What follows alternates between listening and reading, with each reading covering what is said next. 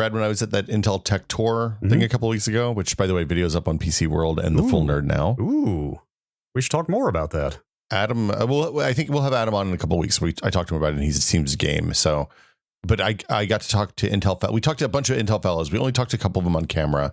Adam talked to Tap about GPU stuff and wide computing. Let me stop you real quick. When you say fellows, is that like fellas, like fellers, like colloquial, some chums, some pals, or is that is that a fellow, like a distinguished person of import and prestige?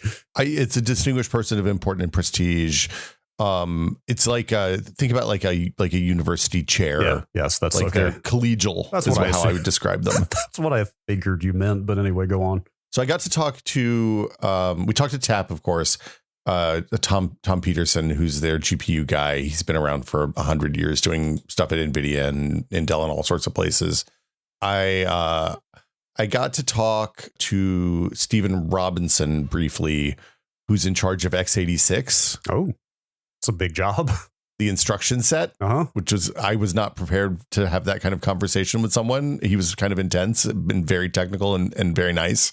But I got to spend some time and interviewed one of their software architects, one of the Intel Fellows software architects named Rajshi Chabusquar, who is in charge of Thread Director. Oh, which I've spent a lot of time running benchmarks on Intel CPUs and AMD CPUs as well. And I'm pretty familiar with how the technology on both of those CPUs handles the weird nature of their non-homogeneous architectures now. And we sat down and talked for like 20 minutes about how Thread Director works, why it's important, why it's a really hard problem.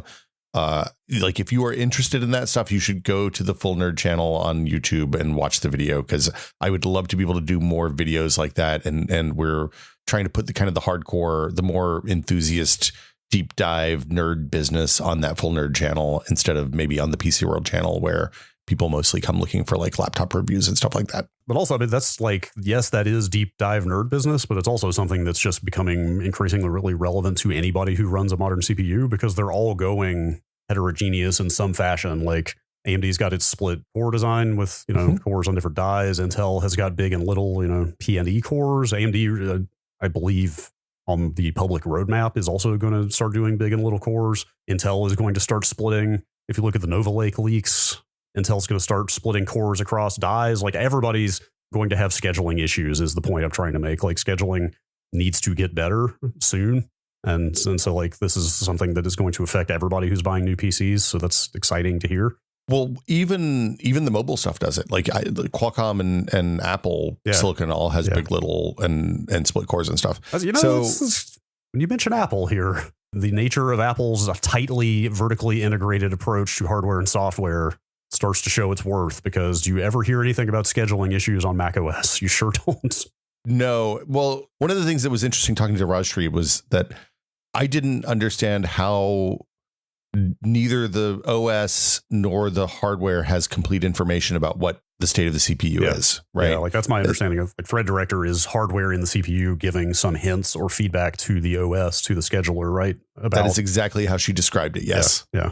But as she said, Microsoft owns the scheduler. The thing that happens is, sometimes it's not worth, and I'm paraphrasing. So if you want to hear her actually explain this much better than me, go look at the video. But the gist is, when they look at a thread and they're like, oh, this is on the wrong core, the Thread Director sends a hint, and then the OS thread scheduler decides if it's going to act on the hint or not based on things that it knows, like how much longer that thread is scheduled to run. Because like if the thread's only scheduled to run for another 50,000 clock cycles, which is apparently like the time frame that they're talking about in a lot of these cases, which, just to be clear, billions of clock cycles per second. So 50,000 is like not 1/200,000th of a second. Yep. Then ends up like the cost of moving it to another core might be higher than the time that it's going to take to continue running on the non-optimal core. And so we talked about other stuff too, like one of the things they're doing on mobile processors is they're using the E-cores more for like gaming, because it turns out the E-cores in games are pretty analogous to what is happening on consoles. If you put 8 cores on a game that requires 8 cores, you're going to get better performance than 4 Ps and 8 and 4 Es. Interesting. Stuff like that. So anyway, it was a really interesting conversation. I will definitely pull that up. Most of the stuff we talked about there was about Phantom Lake and about their upcoming Phantom Lake. That's Panther Lake. I keep wanting to be Phantom Lake. It's a. I'm envisioning the YouTube thumbnail. New Lake. Look. Scooby-Doo just is rolling out to Fortnite at the end of the month, so or later this week or something. So I got Phantom Lake on my brain. Fair. They also talked about Clearwater Forest, which is the data center part, which is like a whole buttload of these 18A compute tiles. And then by the time you hear this, there'll be a video with me and Adam and Mark Hockman up on the PC World channel, I think, maybe a Full Nerd, I don't know, where we talk about what it was like to go inside the 18A fab and like bunny suit up and get to walk in the floor where they make the CPUs and see wafers turned into footage of you in a bunny suit. There is not footage. They did not. You didn't take a picture? So they had some try on bunny suits in like the waiting room that I put on. I have pictures of that. I'll send you pictures of that. All right. But we didn't get to have the real bunny suit pictures because they'd taken away our cameras and phones and all that stuff. Yeah, by then. Okay, fine. So, highly sensitive facility. I get it. Anyway, yeah, I'm excited to be excited about CPUs again. Yeah.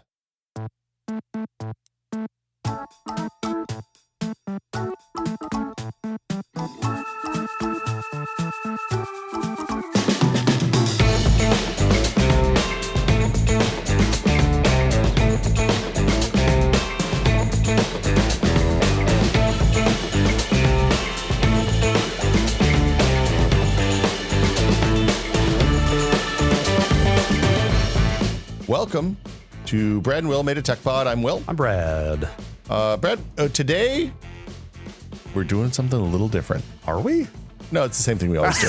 I feel like, you got to have when you listen to the radio, they're always like, let's do it. Let's kick this off a brand new way. So we have stuff that we like. We're doing a toolbox episode. Yeah. We haven't done one in a minute. A stuff we like episode, or a things we've been tinkering with, like things we've dug into and are enthusiastic about and might want to pass on to other people who might also like them. Yeah, good vibe stuff. Can I start? I got a good kickoff with one of the very first recommendations we made years and years and years ago. Oh. That the people craved. Okay. And it became a defining characteristic. Oh. For a while, when I went to Amazon and I looked at this particular product, it also then would show me a bunch of other shit TechPod people liked. I think I know where this is going. Proceed. So I used to buy nanotape in sheets or rolls. Sheets? Yeah. I've never seen it in sheets. I've only seen rolls. What is a sheet? Like a square shape peel off kind of situation? Do you buy it in stacks? So before I could buy it, before Amazon had it, before Alien Tape or whatever was advertising on late night TV, I used to get nanotape from Inventables, which is they make CNC routers, home CNC routers, and they were selling sheets of it as a way to finish the bottom of things that you make with it so that it sticks in place. Interesting. So that's where I had one of those that lasted for years and years and years, where I would just cut out little strips that I needed here and there. But then the tape stuff is good. It's really, really stickier, a lot stickier than the Inventable stuff because it's a little bit squashier, I think, and that gives you more room to push the air out of the bubbles. For people who don't know, nanotape is just a kind of soft, squishy, bubbly tape that has really, really small bubbles on either side, one or both sides, that when you push on it, it suctions stuff onto. You can stick a smooth thing to another smooth thing with it, and it'll stay on forever for a really long time until you scrape it off. And then when you scrape it off, it just comes right off. There's no residue or anything. I started buying it in dot form. So you can get it on like a sheet, like an 8x12 sheet with like a bunch of dots just stuck on, and you peel them off, and it's much easier to manage than the wide tapes, because the round size usually is about what I need for like one or two of those will do exactly what I want. And I don't have to have scissors because it's hard to cut because it always sticks to the scissors. And the dot form is pretty good. Occasionally they'll like roll up and get crumpled in on each other. But for the most part, you can just peel off a dot, jam it onto something, and then jam the thing you want to stick to it on that, and you're good to go. You put like a little grid shape, I guess. If you got a bigger surface, you can just kind of arrange them in a pattern that you think is supportive. So I have a couple of things that are longer. I have one on either end, maybe one in the middle. Okay. It's nice because the dots are easier to pry off than the tape too. As always, be thoughtful about surfaces you put this stuff on, because it will pull like finish off of things if you're not if it's a delicate finish.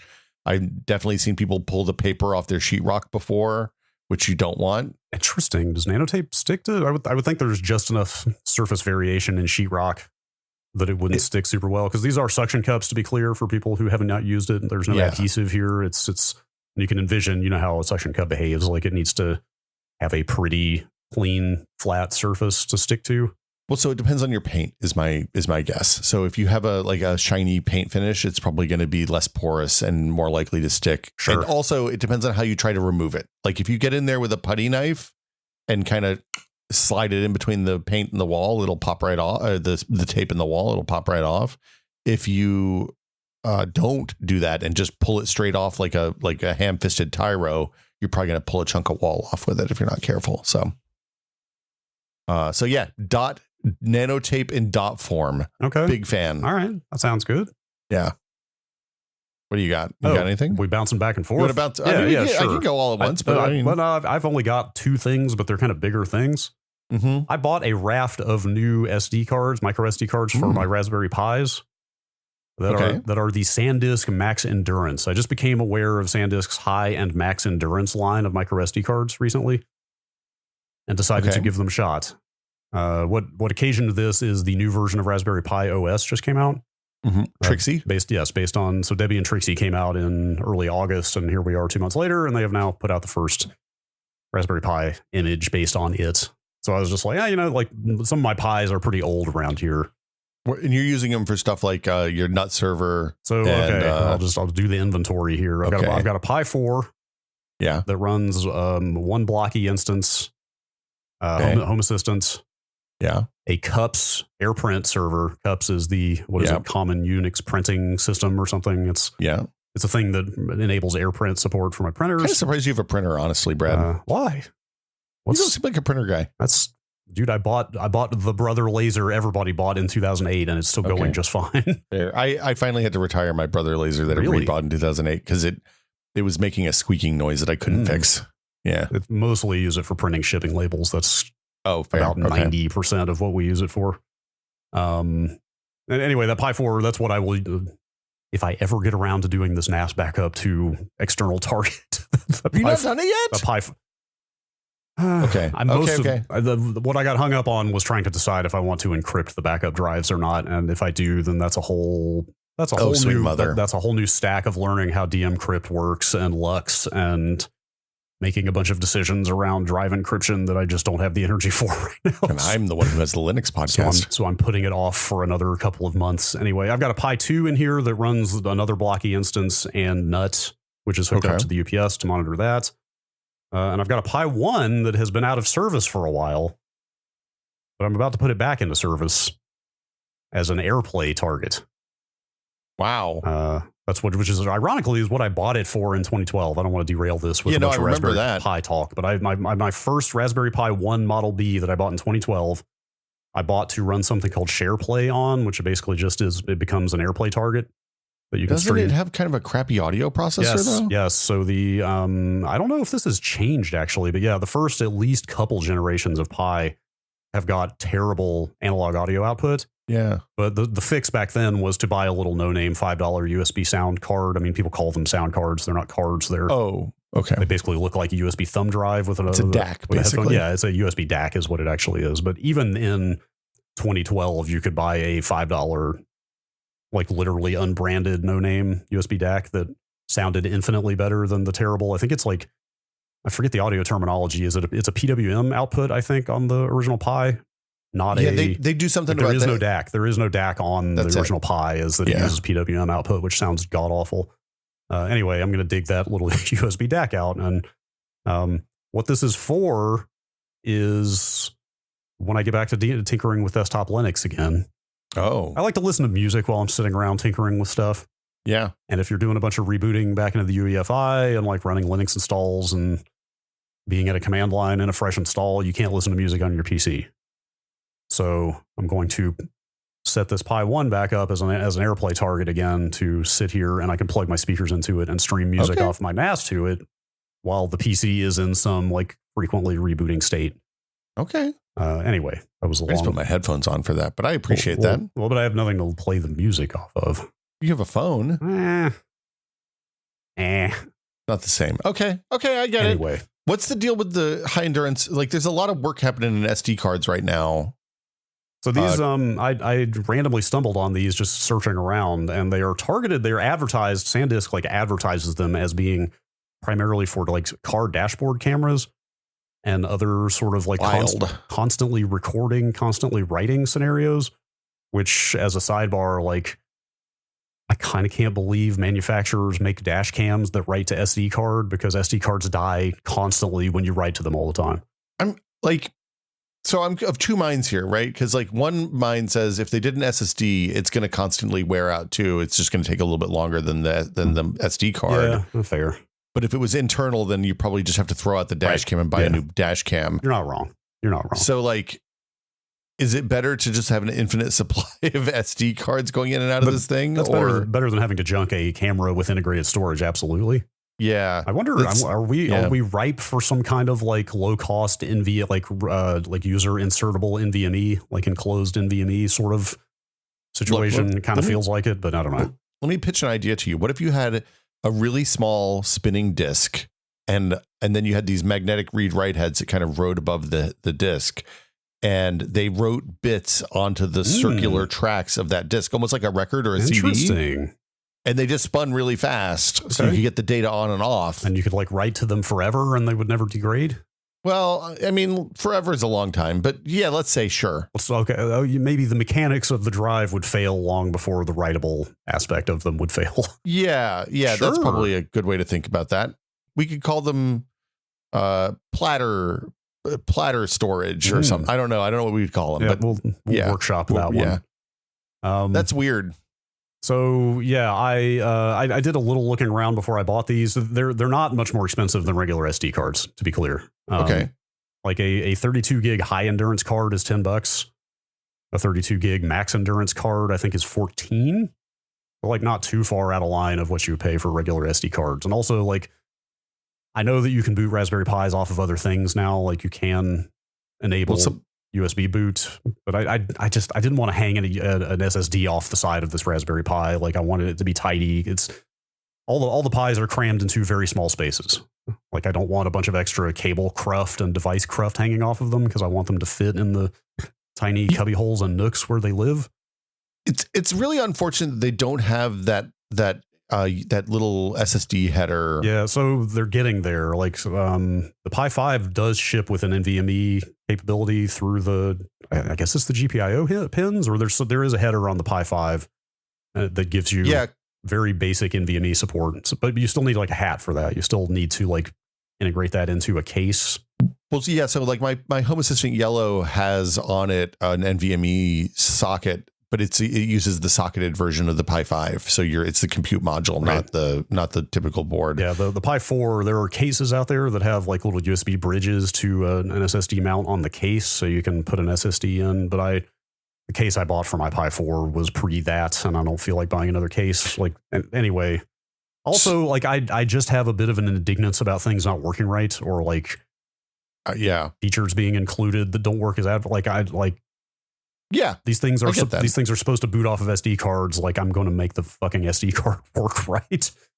And just to be clear, like for the stuff that you're using, the only problem is writing logs, probably, right? Yeah, and I put log to RAM on all my Pis, so like that helps mitigate them anyway. But I was using a very old, crappy SD card in my Pi 4, which is the important one because it needs to run Home Assistant. Gotcha. If all the lights stop working.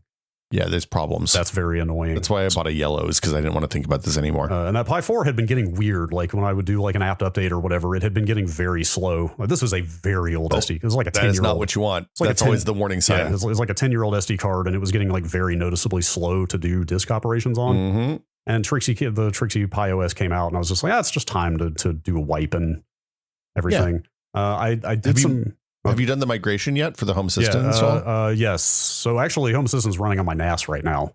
Oh, wild. I moved it over there, and it's like when everything's containerized, it's like amazing how fast it is to migrate something like that. I literally, in preparation for wiping that Pi 4, I copied the Home Assistant config directory over to the NAS, copied the systemd unit file over that I used to spin up the container, and like ran the service, and it just started right up and went. And you don't have any like Z-Wave or Zigbee radios or anything like that on your Home Assistant install. So that's the difference. I don't pass any hardware in to the, if I was doing like Bluetooth or had one of those, like USB radios that you're talking about, it would have been certainly a bit more of a config thing, but it's still not hard, but it's a pain in the butt. Yeah. It's more difficult. I like having it on its own device, honestly. Yeah. For that reason. So I did a little Googling around before I bought these. I found a blog post. Another one of these like amazingly, incredibly in-depth, like this person must be an engineer type posts of somebody who tested these things. And by tested, I mean, this is kind of fun because I didn't even know like what an SD card looks like inside. By tested, I mean they literally removed the outer like epoxy layer on the card to expose all the test pads on the card. Yeah, that's wild. And built an interface board and soldered the board that they built, the diagnostic board, to the test pads on there, and like pulled a ton of information. And basically, like, you know, I'm certainly not educated enough to check this person's work, but they determined that these cards are actually using a better, higher quality, more durable form of NAND. Oh, that's storage than the cheaper cards. I forget, do SD cards have controllers on them, or are they relying on the device to be the controller? This person goes into that in this blog post. I don't have it in front of me right now. I think it's all one unit, I believe, was the determination there. Okay. Like the controller and the storage are all one monolithic unit. Got it. On an SD card. I guess that makes sense because they're so tiny they would kind of have to be, right? Yeah. Anyway, this person, to the best of their determination, found that these cards are using the SanDisk Toshiba 3D TLC flash, which is like, I guess, again, somewhat higher quality and more durable than what's in the cheaper cards. Yeah. I went to the launch for the 3D flash. Really? Oh. Yeah. It was at the Exploratorium. Oh, wow. Okay. I guess that was a big deal then. We were really excited about it. And apparently the Max Endurance cards are using that 3D flash in a slightly even more durable way than the regular high endurance ones. Yeah, he does say that he wasn't able to like tell what the controller is doing because of the way the whole thing works. So this is also, I don't know if you consider this scientific testing or not. I mean, the methodology seemed sound, but it was just one person. But I also found a person on the Raspberry Pi forums who had done some informal testing with these things, where they basically set up a test that they like automated test that kind of wrote, like 164 kilobyte files and then 110 megabyte files, blah, blah, blah, like kind of like that, and let it run. They didn't say what regular SD card they tested with. They just said it was a known brand. I wish they had said kind of the brand and model they used. But they managed to kill the mainstream, like regular SD card after several hundred write cycles or something. I don't have the I should pull the thread up in front of me. Like they don't last long if you're doing a lot of small writes, is the TLDR. They managed to kill a regular mainstream name brand SD card like relatively quickly with this. And then they tried the high endurance card, and basically like it ran several times more of the test cycles than the regular card had and did not kill the card. So they actually just killed the test and didn't get it to the point where it would kill it. So it seems like these things do work as advertised based on all the stuff that I looked into. And like I said, they're not that much more expensive than the regular ones. They are seemingly a little bit slower, I will say. Like if you look at this, even the quoted read write speeds that SanDisk lists are a bit lower than like your kind of ultra or extreme SD cards. And even in practice, I've put Trixie on the Pi 4 and have been setting it up. And like when you do an apt update, and it has to kind of like build package manifests or whatever and read them, like that does seem a little bit noticeably slower than on the old kind of like extreme card I had in there. But like how often are you actually working with stuff like that? Like I'll take slightly slower disk operations in exchange for ideally never buying an SD card again for these Pis. Because also this is a bigger topic that we shouldn't get into on this episode, but I think I'm done buying Raspberry Pis. I don't see myself kind of ever buying another one. Considering how expensive the proposition is getting versus what you can get in like a small x86 box. So like I think I'm good on Pis, and I just basically wanted to like buy a round of high quality SD cards to hopefully the last round. Hopefully never. Yeah, I did not buy one of these for my Pi KVM because that one it has. I put a brand new SD card in it when I set it up, but that thing uses an entirely read only file system. Oh, so it should be fine. So it kind of never writes to the disk unless you're doing updates on it. So like that one's probably going to be fine for a long time anyway. So I was going to say the other option, and this is what I used for my FreeNAS box when it was, because you booted the FreeNAS box off of USB thumb drives usually, and they had the same problem if you were writing logs to them. I bought a stack of USB thumb drives when I was running TrueNAS, and I was averaging about like 6 or 8 months per pair of drives before they would die. Yeah, they just didn't last long. So I bought USB SSDs, so you can get like a 2230 NVMe SSD that's in a USB shell that you just hang off the front, and it solved the problem for me entirely. Yeah, I ended up doing the same, except just internal SATA SSDs, because I have a post-bus adapter in there that handles all the hard drives. So I had spare motherboard SATA ports. So at some point, I just bought a pair of $20 Crucial SSDs that were like basically 128 gig SSDs or something. Like basically the same price as a USB thumb drive, and they've been going for years without problems. Yep. Last thing I'll say really quick here for Linux nerds who really care, like Wendell, if you're listening, might care about this. We got to get Wendell on this podcast, man. Oh, look, man, I got to spend I got to spend time with a bunch of really interesting folks at that Tech Days thing, the Tech Tour thing, and getting to talk to Wendell about Linux shit for lunches and dinners sometimes was a delight. Yeah, Wendell's a delightful human being. I listened to the Dual Boot Diaries with him on it, and like every single thing he brought up on there is something I wanted to talk to him further about. But the thing I was going to say really quick is it looks like the Raspberry Pi people may have done some basic mitigation for SD card wear in Trixie or in their version of Trixie that they're putting out, because it's about damn time. It's not.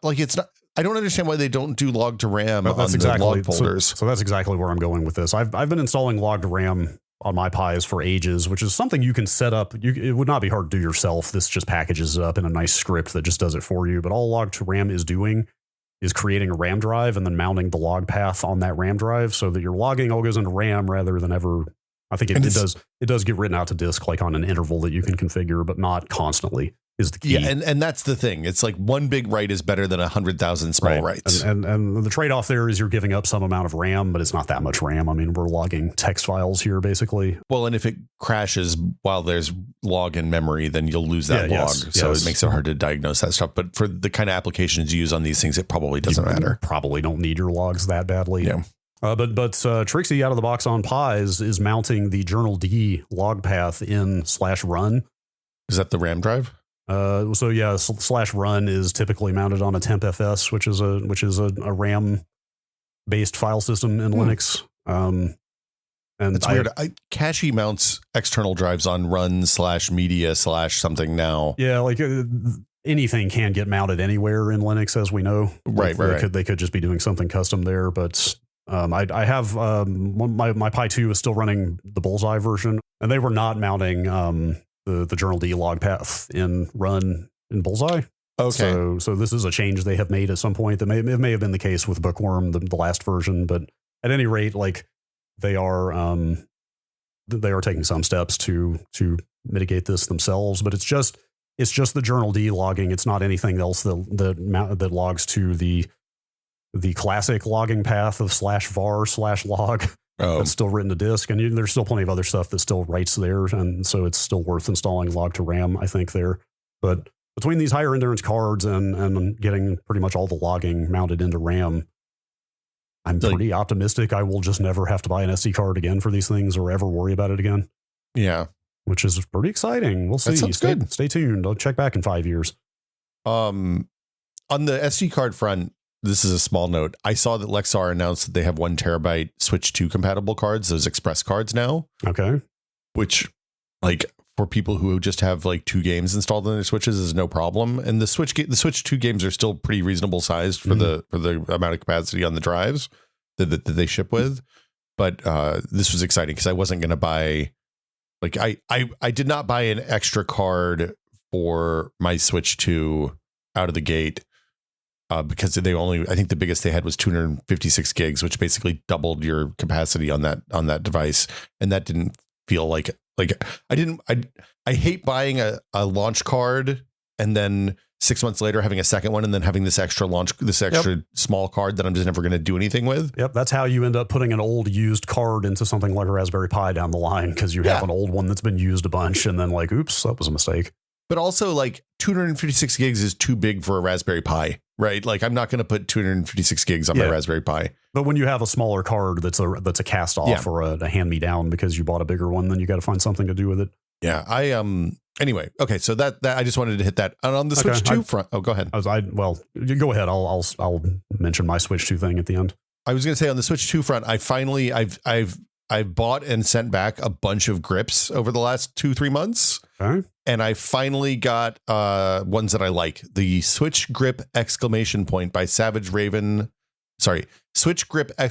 Savage Raven by Skull and Company. Okay. Is great. I'm looking at the Amazon page now. Skull and Company Neo Grip, an ergonomic grip hard shell with replaceable grips for Nintendo Switch 2 is the product name. Yeah. On Amazon product names are so bad. It's bad. So it has all the requirements that I needed. It will, you can dock it with the grips on. Oh, okay. Which is important. That's good. The kickstand still works with the grips on. Is that the case that there are some that you can't dock with grips on? That seems bad. Because some of them have the full back and then that'll block the slot. So you can't put it in the slot. That seems like a real pain. I mean, that's the way both all of the Switch 1 grips that we had were. For both my Switch, my wife's OLED, and my daughter's. Well, daughter's light doesn't have a dock, but you just pop, like they pop on and off. It's not like it's there's clips that kind of be slided in and out of. It's not like taking a phone case off or something like that. Nothing that complicated. But this one ships with 3 different grip shapes. Like there's a shallow one, a medium one, and a big chonky boy with like almost like a finger spot at the top. And of those 3, we found something that everybody in the house that uses the Switch likes. Okay. So, all right. And it makes holding it much more comfortable for extended play sessions. It was $30, which is kind of more than I wanted to pay for this. But like compared to fucking up my hands playing Switch games, I'm all for it. Yeah. So Switch grip seems like it's been a fairly contentious subject so far. Although mainly that's based on people not being happy with the D brand one. Like the D-brand one I didn't like at all. I was really disappointed. Did you try it? Yeah. Okay. Like that was the one where the grips were like falling off, I think. Like the Switch was like falling out of the grips, which is kind of not what you want. Yeah. Like the problem I had was either it was too hard to take all of them. Either they were too hard to take off so that you couldn't get like standalone. You couldn't pop the grips off easily, or like it blocked the kickstand, or it blocked the dock, or it was like a big giant rubber silicone thing that you had to like wedge the whole thing in, and then it collects as a bunch of grime around the edges when it's in there, which is gross.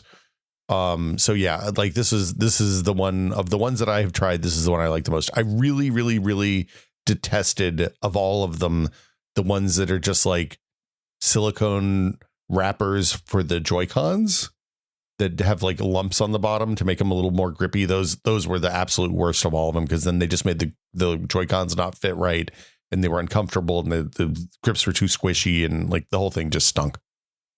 So yeah, all right. Highly recommend. Good to know. I think I might finally go ahead and buy a Switch 2. It's like, I'm going to tell you, Donkey Kong Bonanza. Oh yeah, no, that's the game to buy it for. Like, yeah. Like I know multiple people who have said it's their game of the year. Like I absolutely need to play Bonanza. It is a remarkable game. It is not at all what I was expecting. It follows the legacy, because that's the Odyssey team, right? Yes. Yeah. It is definitely follows that lineage in the most positive way. I'm also gonna pick up that remaster for Galaxy and Galaxy 2 because like I think I have Galaxy 1 and some Switch 1 collection that I bought. 3D All-Stars that came out about 5 years ago has Galaxy 1 in it, but I verified that they actually have done more work on these new versions. Well, Galaxy 2 never came out on the Switch, so this is new, but the Galaxy 1 version here is better than the one that was in 3D All-Stars. They did more work on it, so it runs at 4K and stuff like that. And does the Switch 2. Did they work on the control stuff so you don't have to do the waggle stuff as much? I think that was already done for the 3D All-Stars version, but yes, that is, you can, I mean, yeah, these are fully playable on Switch 2 control schemes. Awesome. But I'm getting like review code offers for other Switch 2 exclusive games now. Like I need to just get that damn hardware in here. Yeah, it's interesting. I don't have a good sense of how like non-Nintendo games are doing on that thing yet, but it seems like they've slowed down the number of indies that have access to the store in a way that they're maybe being a little bit more thoughtful about it, and there's not as many like hentai games in there. Oh, that has been, I mean, lack of dev kit distribution has been kind of a major topic of discussion in the Nintendo community. Oh, yeah, I knew that over the last few months, because there are plenty of indie developers who still don't have dev kits. So look, there's a couple of Discords I'm in with a bunch of indie developers, and the who has a Nintendo Switch 2 dev kit threads are extensive. Really? So yeah, interesting. Anyway, I've talked about these before. I want to hit them again because I got them for my AirPods Pro, and they're really, really good. The Comply soft foam tips for IEMs. You can get them for pretty much any in-ear monitor headphones. And they replace the kind of silicone-y, soft, flanged, like the rubber that kind of loops back on itself, and then you jam it in your ears. I can't use in-ear monitors without these at this point. The soft stuff makes it honestly irritates the skin in my ears generally. I think I have some sort of mild reaction to whatever plastic they use for that. But the foam tips seal in better. They make them feel like they're in more securely, which is great for standalone non-tethered earbuds, because I feel like I'm less likely to lose them. And they do a much better job isolating. And they're like, they don't last forever is the only knock against the Comply tips. They're like good for probably 2-3 months each. I usually buy one like 3-pack a year for about $20, and that lasts me the whole year. So, and you're still on AirPod Pros 2, correct? I am on AirPod Pros 2. I don't plan to upgrade until these wear out. So you're not commenting on, because they did do new tips for the 3s, which you have not tried. So the tips on the 3s are a hybrid of the rubber and foam behind them to kind of give you the best of both worlds. The reviews I read looked at them and were like, hey, these have already ripped for some, like, I think Linus Tech Tips famously ripped one of the test buds when they were testing those. Okay. I really strongly, like, the reason I don't like IEMs generally is those shitty tips. Sure. Yeah. I think I might still get some Pros 3. I hate the naming on those things. I hate like the AirPod Pros 3. Well, it's just hard to say for whatever reason. You go to the Apple store, they only have one kind of AirPod Pro there. I'm sorry, it's not AirPod Pros, it's AirPods Pro, right? Look, this is like an attorney's general situation, I guess. Let's just move on. But this is the kind of shit people argue about in newsrooms. I think I'm still, we had arguments all the time. Or not arguments. We had discussions all the time about like how much to adhere to the stupid branding of various companies. Like, do you honor it? Do you honor their branding when it says that the game name should be entirely capitalized? Probably not. Nope. Inner caps are fine though. Oh, see, we didn't do inner caps. It was all first cap. You get a proper noun just like everybody else at Maximum PC. Does the C in StarCraft get capitalized? Nope. All right. Anyway, Call Duty, not of, even if it's on the box. Sure. I think I'm still going to get some Pro 3s. I have seen, like, I don't put a lot of stock in this stuff. Like the extreme obsessive headphone community has got thoughts about the sound stage on them, or the, frequency response or whatever. But like, I find I am very not picky about how things sound. Like if it sounds quote unquote good to me, I'm generally fine with it. The bigger one, and this is probably not a deal breaker, but I have been looking at the Switch 2 subreddit, people testing Bluetooth headphones with the Switch 2. Seems like did I talk about this recently? Like, this seems like there is probably still just enough latency, even with the Switch 2 Bluetooth headphones, that it might be too much for, it's like 150 milliseconds or something. I don't know. So I loaded up the Zelda version of Crypt of the Necrodancer on the Switch 2 to see how it was. Sure. And it didn't impact my ability to play that game, but also I am super shitty at that game. So maybe it's a bad test for me. I've played a ton of Crypt of the Necrodancer on Switch. I love that game. And did you do the calibration? Or actually, does it have calibration in handheld mode? I don't think it does the calibration in handheld mode, but I can't remember. Because they can make assumptions about the response time of the handheld hardware. Anyway. But so here's the thing. In terms of usability and lifestyle and the amount of, like, I use those every single day. Yeah.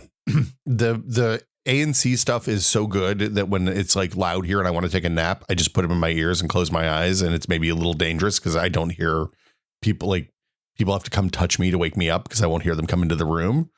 I think that the assumption that I read, I think it was MKBHD, said that he thinks that the increase in ANC that they said from the 2s to the 3s were because of the new tip design, not because of anything that changed in the actual electronics, really. Yeah, I think they said that too, that the better isolation was a big part of the new ANC. Yeah. So if you're using the soft foam, if you get the aftermarket soft foam tips, you're going to be like 2/3 of the way there with the old ones, which is why I'm not upgrading. Sure. They are phenomenal. It's a phenomenal. Oh yeah, I believe it. Sound quality aside, in terms of like what it does, the transparency and adaptive modes when you're walking around out in the world, like if I'm walking around with them on and I want to not have people sneak up on me, you put the transparency mode on or the adaptive mode on, it just filters out the traffic noise of the city, but you still hear people talking and footsteps and dogs barking and stuff like that. So yeah, they would be so much more convenient for travel and on flights that I think I would, frankly, if I care enough about switch latency, I could still just bring my old wired noise canceling buds for the Switch if I really care that much. But otherwise the AirPods would be so much more convenient. Yep. Do you want to talk about, let me hit one or two more updates. One is that I bought, after giving you a bunch of grief for it, when I was at Central Computer a few weeks ago, I bought this guy, which is... When did you give me grief for it? What is griefable about that? Those things are super useful. When we were at Micro Center and you were like, oh, and I was like, hey, you can just buy a USB adapters for your external drive problem that you were having making your backup images. I was like, why don't you just buy 5 of these external USB-C to SATA docks? So I went ahead and bought one because I was at Central and they had them there. It was like $10. This thing is freaking awesome. This is USB-C to SATA, to be clear. Yeah, it's USB-C to SATA, and it has like a hard connector that just lines up with both the power and the data. Yeah. So I had one of these before that was an external dongle, and you had to have a big giant power brick with a Molex to the SATA connector and all that. Huge pain in the ass. Kind of was iffy working. Sure. This thing is a packaged product. I just plug it into the front port of my computer and plug whatever physical spinning hard drives, SSDs, doesn't matter. So everything works. That's the distinction here then. Because I've had a couple of those that are old USB-A 3.0 to SATA for years. Not enough power. Right. So they're great for SSDs. There's no way they would power these 7,200 RPM hard drives these might be 5,400, but still, I don't think they would power 3.5-inch platter drives, but is that thing like explicitly designed to do that? It says on the back SSD, 2.5-inch hard drive and SSD with any capacity. I have not tried to put a 10K hard drive onto it yet. Sorry, did you say 2.5-inch? 2.5 and 3.5-inch hard drive. It says on the package it'll do 3.5-inch hard drives? Okay, that's all right. Well, if they're saying, USB-C can deliver quite a bit of power. Yeah. It's been pretty good so far. I put several big giant old 7,200 RPM hard drives on it. It worked. So that's neat. And this is a Unitech SmartLink Manta is what it is. Now motherboards just need to start shipping more high power USB-C ports. Yeah, that's true. That would be nice because there were usually only like 1 or 2 on there. Yeah, this saved me from having to open up the case when I wanted to pull some stuff off of an old SSD that was my daughter's computer that I'd pulled out. So yes, yeah, that's useful stuff to have around. I inherited a kind friend handed down his it's a Sabrent like 2 hard drive dock. You definitely saw these things around the Wikimedia office. Like it's basically the little, you plug the hard drive in like it's a video game cartridge. This is a 2-bay one. And this one is powered. It does have an external brick and it's USB 3 out, but it's nice to have some option, whether it's the newer USB-C adapter you just bought or this dock that I've got now nice to have an option to just plug loose hard drives into a machine without having to open the machine up and potentially turn it off to plug a hard drive into the board. Absolutely. I had one of those docks that I ended up getting rid of just because it was so big and it had a huge giant power brick, and like it took up more space than for the amount of times I used it. It took up a lot of space. This thing I can coil up and put in a drawer, and when I need it, I'll just go buy another one because I won't be able to find it in the drawer probably. So there you go. Yep. You want to talk about VR? Yeah, virtual reality. This is somewhat random. I'm not quite sure what spurred me to this, other than I was just kind of curious about it. Have you heard about the Oasis driver for the Windows mixed reality headsets? Yeah, this is the thing that unjailbreaks the mixed reality headsets and like makes them work without that bad mixed reality interface thing that Microsoft had. Well, yeah, so there's no jailbreak involved. This is, in fact, I don't have this in front of me, but I'm positive I have read at some point this driver was written by a Microsoft employee. I believe this was written by somebody who worked on the mixed reality headsets. It seems like a thing. Yeah. I'm honestly kind of surprised that Microsoft didn't just open source the whole thing and be like, hey, community, here you go. There might be some weird thing there because the driver he has written is explicitly closed source. Like he said, he's not going to open source it. There might be proprietary stuff in there that it's possible is dodgy to make open. I'm not sure. I think we've talked about this in the past, though. The Microsoft entirely killed support for the Windows mixed reality headsets. I think it was 24H2. Yeah, it was 24H2 of Windows 11 that entirely removed the software stack that you need to run those things. So they were basically just completely dead, useless e-waste. Now this driver is out, and I did some digging into what it would actually require to use it because I was really curious. I have not actually set this up myself for reasons I will explain in a minute. Okay. But I did look into it. The driver, it's called Oasis driver for Windows Mixed Reality is the full title. It's on Steam. It's free. You can just go on Steam and add it to your library and run it. And then at that point, once you have it installed, it just runs Steam VR games like anything else, right? So in a lot of ways, this is better than the old setup, I think. Oh, yeah, hugely. This is what everybody wanted. Did you have a Windows mixed reality headset? Yeah, I had to have one to test stuff. So I have a Lenovo headset. Okay, yeah, I've also got the Lenovo Explorer. I bought it because like it was one of those deals where like shortly after it came out, it became clear the whole product line was kind of moribund. So they immediately fire sale priced it. Yeah, it was like $100 or something ridiculous. 200 maybe. I got the like deluxe package with controllers that launched at $450, except I paid $199 for it 2 months after it came out. You remember it had the whole Windows. It was a huge mess using it with stuff like Steam VR because it had the Windows mixed reality portal that was Microsoft's own like Steam VR home like space. You remember that? Like and it was like a layer that lived on. Like basically, you had to launch into that, and then you launched Steam VR. It was a huge mess because you loaded into Microsoft's version was you were on top of a skyscraper. Remember that? Yeah. In like a mid-century modern house with a bunch of screens everywhere. So you had to load into one virtual environment and then from within that environment load into the other Steam VR virtual environment. Like it was just a giant mess. It was the bad version of Cyberpunk. This driver, you had to incept deeper. This driver removes that entire thing. Like the whole Windows mixed reality portal, the entire Microsoft stack is gone. Like effectively running this driver turns a mixed reality headset just into a generic Steam VR headset. So like, sounds great. Room setup is all done through Steam VR. Like everything that you would do to configure the headset is all effectively just a Steam VR experience now. It's almost like if they had done this in the first place, people would still be making those headsets. Maybe. Well, but then they wouldn't be able to embrace and extend into the headset. Anyway, the compatibility matrix for this is slightly rough. It does not work on any version of Windows 10, unfortunately. But also the mixed reality portal still works on Windows 10, so you don't need it. Oh, did they not deprecate it from 10? They didn't deprecate it on 10. Oh, interesting. Okay, well, that's fine then. On NVIDIA, you need 23H2 or newer of Windows 11. On AMD, you need 24H2 or newer, and it does not work on Intel GPUs at all. So, but okay, so the Intel GPU thing sucks, but the needing 24H2 is fine because it goes away on 24H2. If you're on 23H2, just stay on the old portal and it works. Well, and also, I should say 23H2. I'm still running 23H2 and support for that ends in a month. So it's time to move on. 25H2 is in the wings. It's just waiting there, ready to break your shit. Yeah, there's a little unlock process you have to do, which again, I have not done myself, but I went through the tutorial for it. Per headset and per computer. It's it's a one-time process, but it's basically just like launching the thing from Steam, clicking unlock, and then it like pops up a terminal window and you have to plug and unplug the headset, and then it just does the thing, and that's it. That's the jailbreak, as I understand it, right? It looks like it takes 10 seconds, and you only have to do it once per computer per headset.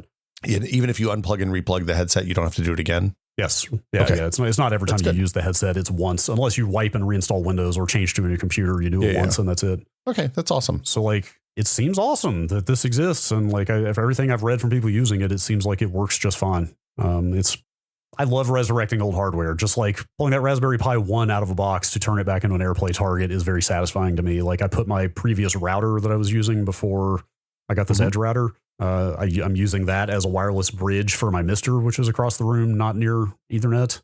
You know, like it's just nice to use old stuff for new purposes. So it's rad that people can use their mixed reality headsets now in a kind of better, more convenient fashion than they used to. I will pull this out of the to go to e-waste pile and put it back in the give to a friend pile. Yes. Now, the reason I have not tried this myself, I started to, but there's two things. Number one, my mixed reality headset is buried deep in the closet now. Like it would be pulling out a lot of boxes and going through, pulling stuff out. The other reason is I started to do that. And then I was like, you know what, before I do that, I should give the PlayStation VR2 PC adapter another shot. Oh, because I tried that thing when it came out. Was that a year ago? You're one of the 8 people that bought a PlayStation VR2, it seems. I mean, it's a nice headset. Yeah, it is. I know there are nicer PC headsets now, but it's way nicer than that Lenovo Explorer I've got. I will tell you, for the price, it is a pretty banger headset. Yeah, that's the vibe I've gotten from the VR enthusiast community on PC. Is it's not the best headset out there, but and especially because they've discounted the hell out of it now. Yeah, it's even cheaper than it was at launch, and like for the price, it's a very good headset. I had a lot of problems with that adapter when it came out. I think that was a year ago. I think it was last fall. Like I had like stuttering, bad tracking on the controllers. Like it just was not a usable experience for me. For whatever reason, I tried. So again, I was just like, let's just do the due diligence and see if that PSVR2 stuff is any better before I get out the MR. Worked fine. It worked basically flawlessly. So as awesome as it is that Oasis driver is out for the MR headsets now, I guess I don't need it because I went through the whole onboarding pairing process for the PSVR2 again yesterday on the PC, and it all just worked. Like, I don't have a lot more to say there other than like, it did pull updates for both controllers, and the headset pulled updates through the PC app, the Sony PC app that launches out of Steam. So I don't know if maybe they've updated some things to make it work better. That makes sense. Like I said, I had major controller tracking issues a year ago, but they have a little utility in there that tests like Bluetooth quality, and I was getting like 97, 98% signal strength on the Bluetooth for the controllers. So like it just kind of worked. Is the only way to buy that thing still in the Horizon Call of the Mountain bundle? The adapter or the VR headset thing? Wait, what do you mean VR thing? The headset? The VR headset. Oh no, it looks like there's a standalone SKU that there should be.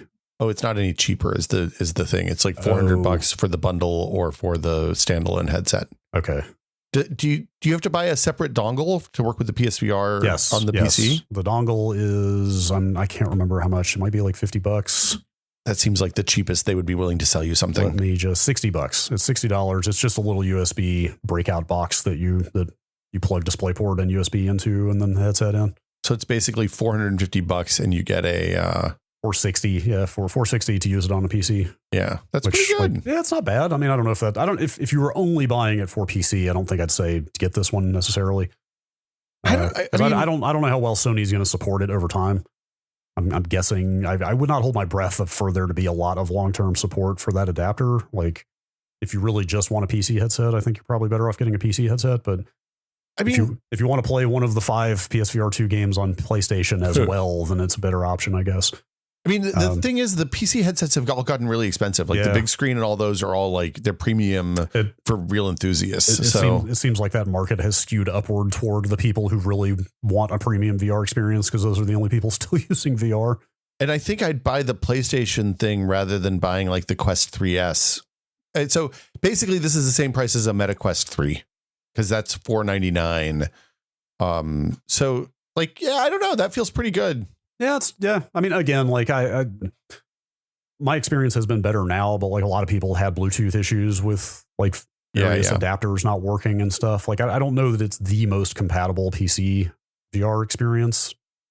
Like it might be worth a shot if you're looking for a PC headset. But it is wired still, right? Yes, it is wired. So that is the knock. Yeah, that's not my favorite. But I didn't use it a ton yesterday. But I will say, like, stop me if you've heard this one before. That the Steam VR Home sure looked way better than on that old Windows mixed reality headset.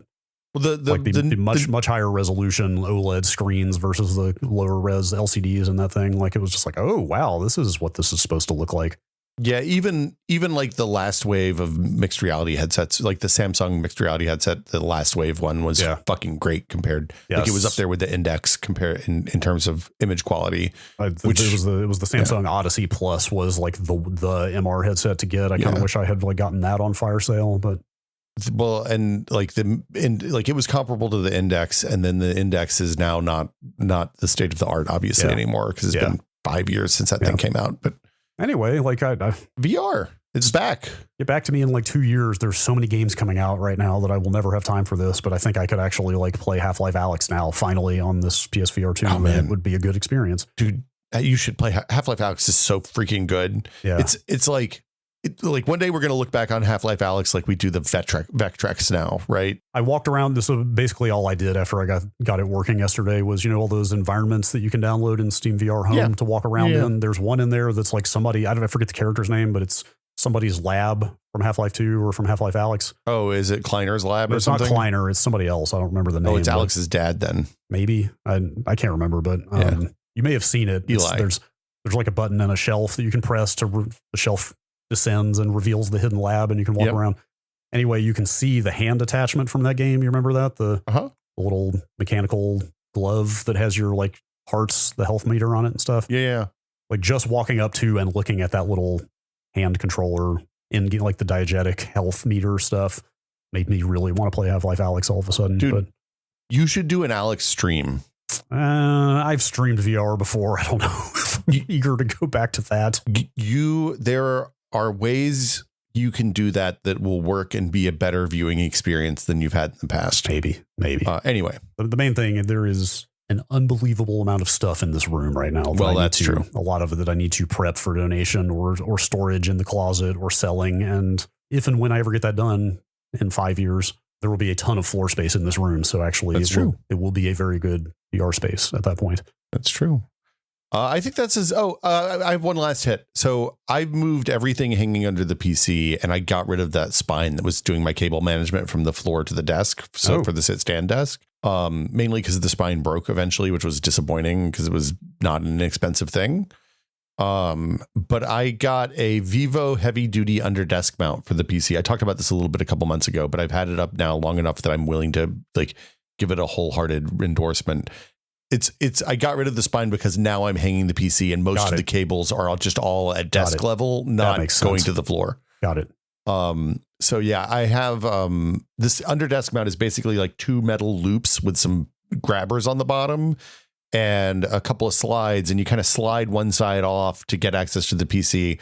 You can actually slide it open enough that I don't have to take it all the way out if I just want to open up the side and like dust it out or whatever. It's been super good. I'm a big fan of how it works, and it's made the sit stand much more manageable. Oh, sure. So now I've also gone and there's a bunch of people that sell like 3D printed mounts for specific audio devices that you can then use them to fasten things up underneath the desk. So like I got one for my SteelSeries headset box. I got one. It's a little more generic, I think, for the Motu. I couldn't find one that was specific for the Motu M4. Oh, wait a minute. Yeah. What are these attached to? Like I am like obsessed with mounting things under my desk. I'm obsessed with just hiding all of my technology so I don't see it. I like a nice tidy desktop, and like I've got an Astro Pro TR mix amp. I've got this Motu M4. I've got this rack mounted DBX. Like not all of it is mounted currently. Some of it is, but like anyway, go on. What is this thing called that you're talking about? Well, so they're just like they're little 3D printed. Basically, they're sides. Oh, these are all just like I thought you meant this was like some commercial product line. This is all just like user design stuff. Well, no, they're commercial printed. Like that's the thing is commercial printing is a real thing now. Like if there's print farms. I thought you meant this was like I needed to just go on Thingiverse and download a thing and print it myself or something. I mean, I'm sure you can do that for a lot of this stuff. The ones that I figured was worth $12 to just pay somebody to do that work for me. Of course. But you know, when we're talking about some of the equipment we're talking about is not light. Like this Motu M4 is largely made of metal. Like it needs a pretty sturdy mount. And so, but if they print something that's strong enough. If the things that I bought are printed like 100% infill, so they're solid plastic, and like I had to kind of eyeball it to realize it was a 3D printed item. So basically it's just you get the two sides, and I think the Motu one is they do the same one for the M2 and M4 because they're the same shape but just wider. And then you place them further apart, and then you can either screw them into the bottom of your desk. You can put like double-sided foam tape or something on them if you want.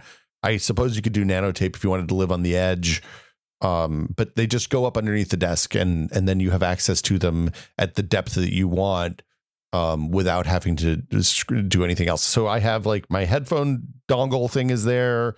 My headphone, I have a hook to hang the headphones on underneath the desk. I have the Motu down there. All of that stuff is just under the desk. So now my desk is free to get filled with crap just the way I like it. Great. And it's fantastic. Great. Highly recommended. Is the motorized desk, the sit-stand desk you're using, like does it have any problem with the extra weight of the PC? It hasn't so far. It's rated for up to 250 pounds. And I'm nowhere near 250 pounds. Sure. So, okay. Yeah. Cool. I did make an effort. So I think at some point I'm going to move the streaming PC over here too and hang it on the other side, just down low. So you just balance the center of gravity on the desk. Well, also the streaming box, I'm getting ready to move it to a ITX machine because I've been testing external and internal capture cards lately. And it turns out the USB-C 3.2 external capture cards are indistinguishable from the internal capture cards. Man. I might have to. If I ever moved more fully to Linux, I might have to think about that because I'm in the worst possible situation of using an internal Elgato capture card, which has the least possible Linux support. Look, I will tell you my AverMedia 4K internal capture card is just a PCI Express to USB bridge, and it works perfectly in Linux. Yeah. I believe it. We should wrap this up. I don't need to go down this rabbit hole. The one nice thing about that Elgato card I use is that, and I don't remember how they're doing this exactly, it does not present an exclusive video source to Windows. Like, you know, most devices, it's like if OBS is using it, then you can't also open it as a device in like a video call because it'll just be like device in use or whatever. That Elgato card is able to multiplex the video source so that you can use it in as many apps as you want simultaneously, which is super nice. But it works like the virtual cam that OBS makes. Basically. Kind of seamlessly, which turns out to be really convenient. But anyway, I guess that'll do it for us today then. Yeah, hopefully there's some stuff in there that you, the listener, found useful or interesting to follow up on. Yeah, I'll put links for the stuff I talked about. We'll put them in show notes, I guess. Whether you see them in your client or not is up to your client, but you can always go to techpod.content.town and they'll be there, or we'll put them in I'll put stuff in the thread in the Discord if you're in the Discord too. And if you want to get in the Discord, you're not in there, you can do that by joining the Patreon and supporting the podcast. We're listener supported, so we're not here. If it weren't for you, we wouldn't be here. And if you want to find out how you can support the show, you can go to patreon.com/techpod. Again, it's patreon.com/techpod, where for $5 a month, you get access to the Discord. You get the monthly patron exclusive episode. You support the show. Like I said, we appreciate each and every one of you. We do. But we especially appreciate our executive producer tier supporters, including Jason Lee, Infelicitous Rips, Andrew Slosky, Jordan Lippett, Bunny Money, Twinkle Twinkie, David Allen, James Kamek, and Pantheon, makers of the HS3 high-speed 3D printer. Thank you also so much. Thank you to everyone. And that'll do it for us this week. We'll be back next week with another edition of the Tech Pod. As always, please consider the environment before printing this podcast.